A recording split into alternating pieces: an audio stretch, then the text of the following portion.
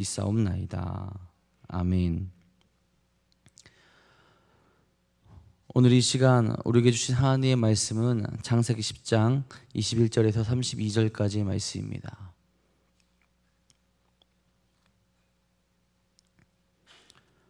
창세기 10장 21절에서 32절까지의 말씀입니다.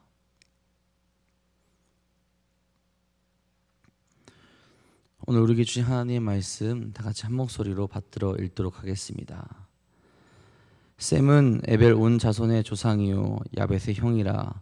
그에게도 자녀가 출생하였으니 셈의 아들은 엘람과 아스루와 아르바삭과 룻과 아람이요 아람의 아들은 우스와 훌과 게델과 마스며 아르바삭은 셀라를 낳고 셀라는 에벨을 낳았으며 에벨은 두 아들을 낳고 하나의 이름을 벨렉이라 하였으니 그때 세상이 나뉘었으며 벨렉의 아우의 이름은 욕단이며 욕단은 알모닷과 셀렙과 하살마윗과 예라와 하도람과 우살과 디글라와 오발과 아비마엘과 스바와 오빌과 하윌라와 요밥을 낳았으니 이들은 다 욕단의 아들이며 그들이 거주하는 곳은 메사에서부터 스발로 가는 길의 동쪽 산이었더라.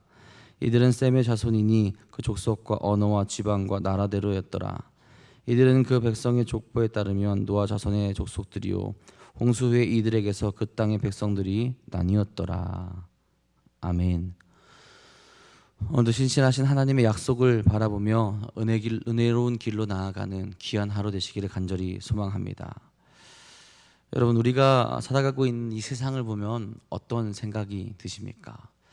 저는 두 가지 생각이 듭니다. 하나는 세상이 참 많이 악해졌구나라는 생각이 듭니다. 그렇지 않습니까? 세상에서 악한 일이 너무나도 많이 일어납니다. 누군가를 죽이는 일이 많이 들려오고 한편에서는 전쟁 또한 일어나고 있습니다. 하나님이 만드신 세상을 무분별하게 파괴하고 그의 대가를 또한 인간들이 치르고 있지 않습니까? 그러면서도 돌이키려는 모습이 보이지 않습니다. 동성애가 인정되며 죄라 이야기하지 못하고 있는 시대가 우리에게 오고 있습니다. 참 많이 악해졌다라는 생각은 하나님의 심판의 때가 곧 오지 않을까라는 생각을 또 우리로 하게 만들지 않습니까? 그만큼 지금의 세대가 많이 무너졌고 사람인 제가 또 우리가 같이 보더라도 너무 악해졌다라는 것을 느끼게 됩니다. 그리고 다른 생각은 하나님은 참 선하시고 오래 참으시고 특별히 인간을 사랑하시는구나라는 생각도 들게 합니다.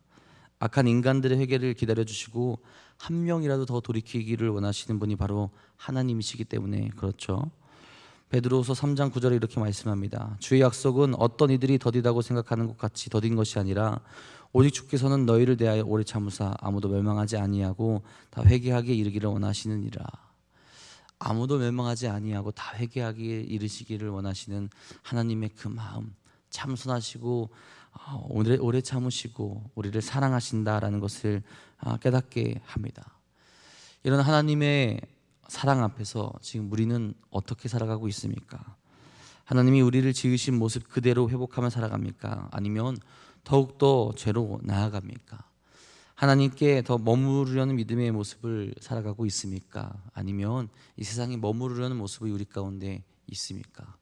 빛이 없더라도 우리 이름이 남기지 않더라도 하나님께서 정말로 기뻐하시는 그 모습 가운데로 나아갈 수 있는 사랑하는 성도님들 되시기를 간절히 소망합니다. 오늘 우리가 읽은 말씀은 홍수 후에 나타난 노아의 아들들의 족보 이야기입니다. 원래는 10장 전체를 다 읽어야 되는데 특별히 셈의 족보 부분을 우리가 읽게 되었습니다. 이 족보 이야기는 참 힘들죠. 사람의 이름만 대부분 나와 있기 때문에 읽기도 힘든 부분이 있고 설교도 하기 참 어려운 부분이 있습니다. 그래서 족보 부분을 우리가 쉽게 여기며 넘길 때도 분명히 있죠. 하지만 우리가 중요하게 생각할 것은 왜 하나님께서 성경에 족보를 넣으셨냐라는 것을 꼭 생각해야 합니다. 하나님의 말씀은 한마디도 쓸모없는 말씀이 아니기 때문에 그렇죠. 모두 우리에게 하나님의 뜻과 섭리를 깨닫게 하십니다.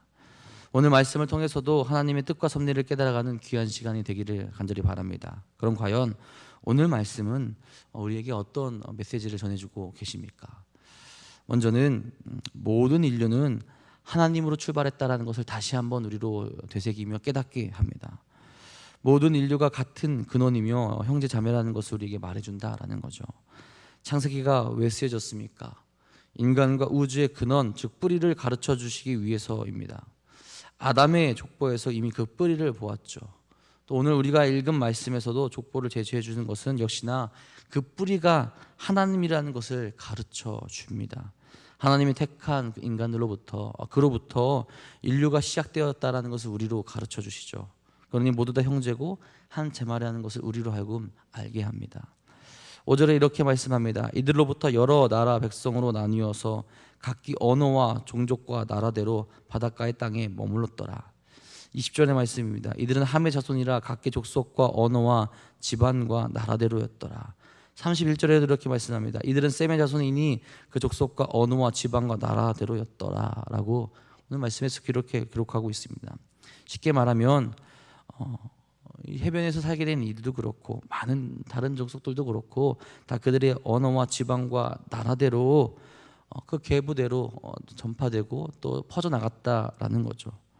그들이 시작이 누구냐라는 겁니다. 노아라는 거죠. 그리고 노아의 아들들이라는 겁니다. 그리고 그 노아와 그 노아의 아들들은 누구로부터 시작되었습니까? 하나님이시죠. 하나님이 그들을 지키시고 보호하셨고 구원하셨고 하나님으로부터 이들의 번성이 허락되었고 그래서 모든 땅에 충만하게 살아가게 되는 것을 우리로 지금 보게 하신다라는 겁니다. 여러분, 우리는 이 근원을 잊고 살아갈 때가 있습니다. 우리의 모습과 삶이 전혀 하나님의 자녀답지 못할 때가 있다는 거죠. 믿음의 사람들을 제외하곤 또한 많은 이들은 이미 그런 모습 가운데로 나아가지 않았습니까? 그 근원이 사랑이고 선이고 의였다면 지금 세상의 많은 사람들은 그 사랑과 선과 의에서 벗어나 살아가고 있습니다. 뒤에서도 이야기하겠지만 이 족보를 나누다 보면 우리가 보게 되는 것은 무엇입니까? 하나님이 허락하셔서 이 백성들이 충만하게 되었지만 다시 많은 이들이 하나님을 잊고 살아간다라는 거죠. 하나님을 잊게 됩니다. 그들을 살게 하셨던, 그들에게 번성을 허락하셨던, 그들로 하여금 이 땅을 지배하게 하셨던 하나님을 잊게 된다는 거죠. 근원을 잊어버린다는 겁니다. 하나님을 잊고 하나님을 대적하는 자들이 되어버린다는 거죠. 처음 인류도 하나님이 만드셨죠. 하지만 근원인 하나님을 잊게 되고 물로 심판받을 수밖에 없는 상황에 놓이게 됩니다. 그들이 죄로 나아갔기 때문에 그렇죠. 노아 이후에도 마찬가지 아닙니까? 심판이 있었지만 그들이 심판을 기억하고 하나님을 기억하여 모든 이들이 다 거룩하게 살아가지는 않았습니다. 그랬다면 지금 우리 모두가 천국과 같은 곳에서 살아가고 있겠죠. 죄를 범하며 다시 죄 가운데로 나아갔다라는 겁니다. 지금 우리는 어떠합니까, 여러분? 우리의 근원이시고 모든 것 되시는 하나님을 우리가 온전히 바라보며 살아가고 있습니까? 그분을 떠나서는 인생의 의미가 없다라는 것을 깨닫고 있습니까? 우리가 하나님을 다시 바라보고 우리 인생에 있어서 절대로 잊어서는 안 되는 분임을 다시 한번 깨달아야 합니다. 족보는 우리로 하여금 그것을 깨닫게 합니다. 우리의 근원, 우리의 시작을 만드신 분, 우리가 다시 돌아가야 될 분이 하나님임을 우리로 다시 한번 깨닫고 우리로 다시 한번 알아보게 한다라는 거죠. 우리가 돌아갈 곳이 하나님 품이 아니겠습니까? 우리를 만드신 분도 하나님이시오 우리가 돌아갈 곳도 하나님 품임을 오늘도 잊지 마시기 바랍니다. 그것을 위해서 우리에게 오늘의 이 족보를 다시 한번 보여주고 계신 겁니다. 오늘도 우리를 만드신 하나님께 온 마음과 정성을 다해 예배드리고 기도하는 귀한 하루 되시기를 간절히 바랍니다. 두 번째로는 인류를 창조하신 하나님은 신실하신 분이라는 것을 우리 오늘 족보로 깨닫게 하십니다. 노아를 홍수에서 구원하셨던 하나님께서 홍수 이후에 노아와 언약을 맺으십니다. 그 언약을 소위 무지개 언약이라고 그렇게 말을 하죠. 창세기 9장 11절에 13절에서 다시는 물로 심판을 하지 않으시겠다라고 약속을 하십니다. 그리고 무지개를 보여주시죠. 하나님의 이러한 약속은 이 땅에 생명을 보존하시겠다라는 겁니다. 그리고 또한 축복의 약속도 있었죠. 9장 7절에 너희는 생육하고 번성하며 땅에 가득하여 그 중에서 번성하라 하셨더라. 번성하고 생육하라고 그렇게 말씀하시고 약속하셨죠. 그러면 하나님께서 이 노아와 맺은 언약을 잘 지키셨을까요? 당연히 잘 지키셨습니다. 32절에 이렇게 말씀하죠. 이들은 그 백성들의 족보에 따르면 노아 자손의 족속들이요 홍수 뒤에 이들에게서 그 땅의 백성들이 나뉘었더라. 이 말씀 자체가 하나님께서 노아와 맺으신 그 언약을 신실하게 지켜주셨음을 증거하는 말씀이 됩니다. 즉 하나님께서 자신의 언약을 신실하게 지키심으로 이 땅의 모든 생명을 보존하셨다라는 겁니다. 그뿐만 아니라 적극적으로 그들에게 생육하고 번성하게 하셨다라는 거죠. 그래서 그들이 나아가는 그 땅에서, 그들이 살게 된 그 땅에서 노아의 아들들로 인하여 후손이 퍼졌고, 또한 그들이 민족을 이루고 나라를 이루게 되었다라는 것을 우리를 보게 하지 않습니까? 하나님이 신실하신 분이라는 것, 하나님이 그 약속을 지키신다라는 것, 그래서 인간들로 하여금 그 땅에서 살아가게 하시고 번성케 하셨다라는 것은 함의 자손을 말할 때 더욱더 강렬하게 나타납니다. 왜 그런가요? 왜 함의 자손을 말할 때 하나님께서 그 약속을 지키셨다라는 것을 우리를 깨닫게 합니까? 인간들이 하나님의 약속을 어겼음에도 하나님께서 참으시고 그 약속을 이루어 가시는 것을 우리로 보여주시기 때문입니다. 10장 8절 9절의 말씀입니다. 구스가 또 니므롯을 낳았으니 그는 세상의 첫 용사라. 그가 여호와 앞에서 용감한 사냥꾼이 되었으므로 속담에 이르기를 아무는 여호와 앞에 니므롯같이 용감한 사냥꾼이로다 하더라. 이 구스라는 인물이 니므롯을 낳았습니다. 니므롯의 이름은 반역하자라는 그 이름이 그 뜻 안에 담겨져 있어요. 니므롯은 사람들을 선동하여서 하나님께 반역하도록 부추긴 인물로 그렇게 우리가 유추하게 됩니다. 니므롯이 반역의 씨앗이 되어서 사람들을 선동하여 바벨탑을 지어서 하나님을 대적한 자로 그렇게 나와 있습니다. 10절에 보듯이 그의 나라가 바벨에서 시작되었다라는 사실이 이런 해석을 우리로 하여금 깨닫게 합니다. 그는 어떤 존재로 표현합니까? 세상의 첫 용사다라고 그렇게 이야기를 하죠. 우리가 생각하는 그 이런 용사의 이미지를 버려야 합니다. 정의롭고 의롭고 약한 자들을 지키는 그런 용사가 아니라 자신의 힘을 이용하여 사람들을 압제하고 하나님께 대항하는 데 사용한 사람으로 이해하시면 됩니다. 특별히 9절에서 그를 여호와 앞에 용감한 사냥꾼이다라고 표현을 하죠. 여기서 말하는 용감한 사냥꾼이라는 것은 어떤 것입니까? 여호와 하나님께 당돌하게 대항하는 자세를 취하는 자라는 것을 의미합니다. 결국 니므롯은 폭군으로서 사람들을 무시하고 자기의 힘을 이용해서 압제했을 뿐만 아니라 하나님조차도 무시하는 흉악한 죄인이었다라는 거죠. 그건 죄의 모습으로 가는 사람 중에 하나였다는 겁니다. 또 어떤 분은 이렇게 표현하기도 하더라고요. 용감한 사냥꾼, 여호와 앞에 용감한 사냥꾼이라는 것은 그 사냥의 대상에 하나님도 포함하고 있었다라고 이렇게 해석하는 분도 있더라고요. 그만큼 하나님을 멀리하고 하나님을 무시하고 하나님께 멀리 떨어진 자였다라는 겁니다. 이것이 왜 신실하신 하나님을 나타냅니까? 함의 자손들이 홍수 이후에 죄를 짓고 하나님께 대항하였어요. 심판받을 만한 존재들이 된 겁니다. 그럼에도 불구하고 하나님께서 약속하신 대를 인간을 죽이지 않으시고 그들을 생육하고 번성하게 하셨다는 거죠. 그렇게 하심으로써 노아와 맺은 언약을 신실하게 지키셨다라는 겁니다. 이렇듯 지금 족보를 통해서 보여주는 것은 신실하신 하나님이라는 거예요. 감히 우리의 입으로 판단할 수 없고 우리의 생각으로 판단할 수 없는 분이시고 그저 우리를 사랑해 주시는 하나님이라는 증거가 된다라는 겁니다. 여러분, 신실하신 하나님을 바라보고 있습니까? 우리를 위해서 모든 것을 허락하신 하나님께 돌아가 은혜로운 삶을 살아가고 있습니까? 오늘도 우리를 위해서 참으시고 우리 모든 이들이 구원받기를 기다리고 계시는 신실한 하나님을 바라보고 있습니까? 우리가 그런 하나님께 돌이키길 바랍니다. 하나님께 나아가면 오늘도 신실하신 하나님께서 우리를 복된 길로, 의의 길로 인도하실 겁니다. 신실하신 하나님과 함께 하셔서 그 복과 은혜를 누리시기를 간절히 소망합니다. 마지막으로는 우리가 그렇기에 셈의 족보를 따라 하나님의 사람이 되어야 하는 것을 우리로 깨닫게 합니다. 오늘 우리가 읽은 말씀, 우리가 오늘 묵상한 말씀이 바로 셈의 족보죠. 하나님은 타락한 세상을 포기하지 않으시고 구원의 은혜를 베풀어 주십니다. 함의 자손들이 많아지고 세상을 다스리며 악으로 물드는 것 같지만 하나님은 하나님의 사람을 통해서 구원을 베풀어 주시는 것을 우리로 보여주십니다.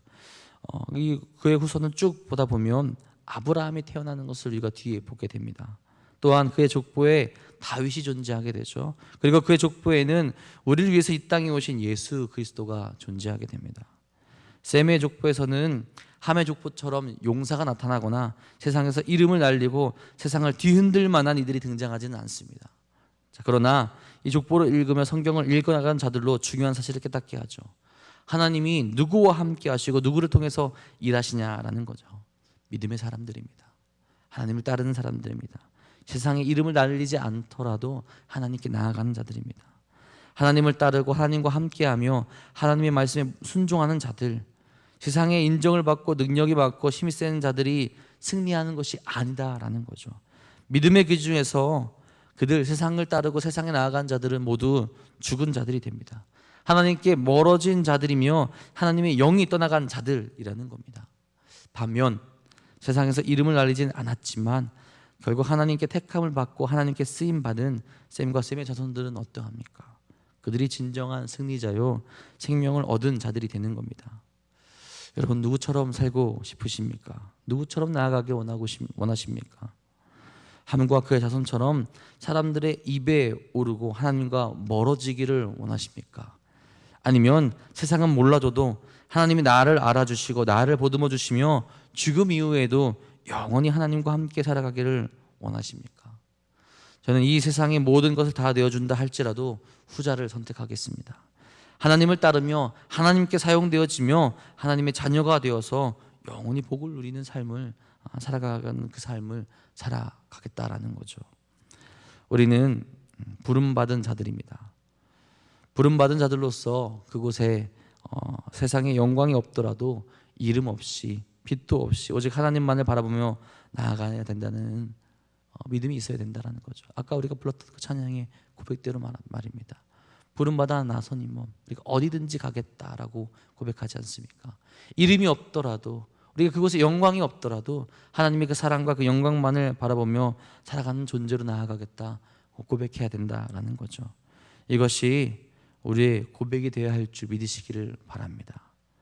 세상의 자랑과 세상의 길이 아니라 주님의 자랑과 하나님의 길을 걸어갈 수 있어야 한다라는 거죠.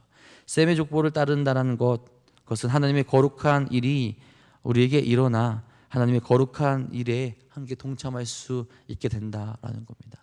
오늘 우리가 결단하여서 그 거룩한 길에 동참할 수 있기를 간절히 소망합니다.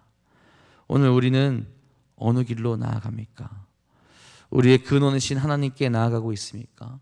신실하신 하나님을 바라보며 살아가고 있습니까? 그래서 거룩한 족보에 우리의 삶을 또 우리의 이름을 남기는 그 삶을 살아가고 있으십니까? 세상의 그 어떤 것과도 믿음을 바꾸지 마시기 바랍니다. 하나님이 기뻐하시는 삶을 온전히 살아가시길 바랍니다. 그래서 오늘도 우리의 근원이 되시고 신실하셔서 여전히 우리를 의의 길로 복된 길로 인도하신 하나님께 기도하시며 결단하여 믿음의 길로 나아가시는 사랑하는 도남로교회 성도님들 되시기를 주님의 이름으로 간절히 축복하고 축원합니다. 기도하겠습니다. 사랑의 주님, 오늘도 우리가 하나님께서 허락하시고 하나님께서 이끄시는 그 복된 길로 나아가길 간절히 소망합니다. 우리의 근원이 누구십니까? 우리를 만드시고 우리를 이끄신 분이 누구십니까? 하나님이십니다. 우리가 그 근원 되신 하나님을 우리의 살아가는 모든 삶 속에서 잊지 않도록 인도하여 주옵소서. 또한 그 하나님이 어떤 하나님이십니까? 신실하신 하나님이십니다. 우리에게 약속하신 것을 반드시 지키시는 분이 하나님이십니다. 그 약속을 우리가 잊지 않도록 인도해 주시며 우리를 구원하시겠다 말씀하신 하나님을 언제나 바라보고 나아갈 수 있도록 인도하여 주옵소서. 우리를 구원하시고 우리를 이끄시고 우리에게 복을 주시고 우리를 홀로 두지 아니하시겠다 말씀하신 그 약속을 지키며 기억하며 은혜의 길로 나아갈 수 있도록 인도하여 주셔서 이제는 세상이 따르고 세상이 원하는 그 족보가 아니라 하나님께 기쁨이 되고 하나님께 능력이 되는 하나님의 사람이 되는 그 족보의 길을 따를 수 있도록 인도하시고 이끌어 주옵소서. 세상의 기준이 우리에게 남아 있습니까? 세상의 말들이 우리 가운데 남아 있습니까? 연약한 저희들 불쌍히 여겨주셔서 다시 한번 믿음의 길로 나아갈 수 있도록 채우시고 역사하여 주옵소서. 오늘도 우리 결단하여서 믿음의 길로 나아가는 이들 지켜주시옵고 주님, 혹 어려워하고 아파하고 힘들어하여서 넘어진 이들이 있습니까? 육적으로 괴로워하며 육적으로 연약하여져서 혹은 병이 들어서 힘들어하는 일이 있습니까? 다시 한번 그들에게 임하여 주셔서 신실하신 하나님의 사랑을 바라볼 수 있도록 인도하여 주시며 근원이 되신 하나님께 우리의 마음을 드리며 나갈 수 있는 시간 될 수 있도록 이끄시고 인도하여 주옵소서. 모든 믿음의 삶 가운데 우리가 내려놓아야 될 것을 내려놓으며 한 걸음 한 걸음 하나님과 동행하여서 이 세상 가운데 승리할 수 있는 모든 일이 될 수 있도록 이끄시고 인도하여 주옵소서. 오늘도 믿음의 길을 따라가기 원하는 사랑하는 성도들 이 시간에 모여서 함께 기도하며 나아가게 됩니다. 저들의 기도를 들어주시옵고 주님께서 이루실 그날에 이루어 주셔서 다시 한번 근원이 되신 하나님을 따라갈 수 있는 그 믿음을 온전히 허락하여 주시옵소서. 오늘도 주 앞에 결단하며 기도하며 나아가는 모든 일과 함께 하실 것 믿사오며 우리 사랑하시고 우리와 함께 하시며 우리를 의의 길로 인도하시는 우리 구주 예수 그리스도의 이름으로 감사하며 기도합니다. 아멘. 하나님, 오늘도 그 의의 길로 나아갈 수 있기를 간절히 소망합니다. 우리에게 허락하여 주옵소서. 주님을 바라볼 수 있도록 인도하여 주옵소서. 여기서 먼저 주님과 함께 동행할 수 있도록 인도하여 주시며 우리 깨끗게 하시고 우리 지키시고 우리 인도하시는 주님께 사랑하게 하여 주시옵소서. 사랑하는 주님과 동행할 수 있도록 인도하여 주소서. 오늘도 우리로 하여금 그 길로 나아갈 수 있는 인생이 될 수 있도록 채워 주시옵소서. 연약한 모습이 있습니까? 아파하는 일이 있습니까? 아버지, 쓰러지는 일들이 있습니까? 그들에게 다시 한번 우리 근원 되신 하나님이 어떤 분이신지, 근원 되신 하나님이 누구신지 깨달아 알 수 있는 일을